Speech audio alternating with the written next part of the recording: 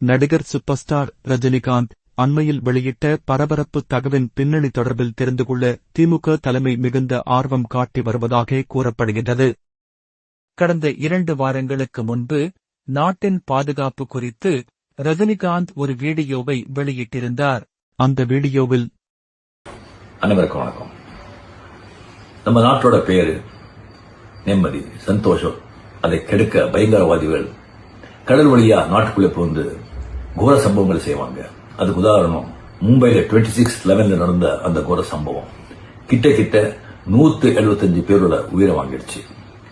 கடலோர பகுதியில் வாழும் மக்கள் விழிப்புணர்வோடு இருந்து சந்தேகத்துக்குரிய மக்கள் யாரை நடமாடினா கிட்ட இருக்கிற போலீஸ் ஸ்டேஷனுக்கு இன்ஃபார்ம் பண்ணணும் அப்படிங்கிற ஒரு விழிப்புணர்ச்சி ஏற்படுத்த 100 CISF வீரர்கள் கிட்ட 7000 கிலோமீட்டர் வெஸ்ட் பெங்கால் இருந்து கன்னியாகுமரி வரைக்கும் சைக்கிள்ல ரேலி போவாங்க. அவங்க ஏரியா வரும்போது அவங்களை வரவேற்று முடிஞ்சா அவங்க கூட கொஞ்சம் தூரம் போய் அவங்களை உற்சாகப்படுத்துங்க. நன்றி. வாழ்க தமிழ் மக்கள், வாழ்க தமிழ்நாடு. ஜெய்ஹிந்த்.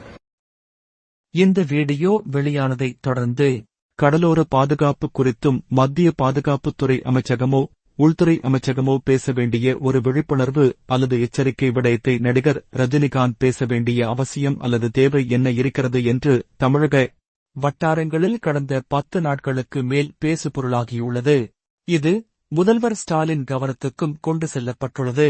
கடலோர பாதுகாப்பு தொடர்பில் ரஜினி எச்சரிக்கை செய்வது எதனால் என்கிற சந்தேகமும் அரசின் உயரதிகாரிகளுக்கு ஏற்பட்டுள்ளது. பொதுவாக திமுக ஆட்சிக்கு வரும் போதெல்லாம் திமுகவை அச்சுறுத்த மத்திய அரசு திட்டமிடுவது வழக்கமாக நடக்கும். அந்த அச்சத்தை உருவாக்க தமிழகத்தில் விடுதலை புலிகள் நடமாட்டம் அதிகரித்துவிட்டது. பயங்கரவாதிகள் ஊடுருவ திட்டமிட்டுள்ளனர். இதுகுறித்து உளவுத்துறை ரிப்போர்ட் அனுப்பியிருக்கின்றது என்றெல்லாம் மத்திய அரசால் கட்டமைக்கப்படும். அந்த வகையில் தமிழகத்தில் ஏதேனும் அசம்பாவிதங்கள் நடத்த டெல்லி திட்டமிடுகிறதா? அல்லது முஸ்லிம்களுக்கு ஆதரவாக இருக்கும் திமுகவை முஸ்லிம்களுக்கு எதிராக திருப்ப முயற்சிக்கிறதா? அதற்கு முன்னோட்டமாக ரஜினியை பேச வைத்திருக்கிறார்களா என்கிற கேள்விகள் அதிகாரிகள் மட்டத்தில் எதிரொலிக்கிறது. இதனால் ரஜினியின் பேச்சின் பின்னணி என்னவாக இருக்கும் என்பதை அறிந்து அறிக்கை தருமாறு உளவுத்துறையிடம் அரசு தரப்பில் கோரிக்கை விடுக்கப்பட்டுள்ளது.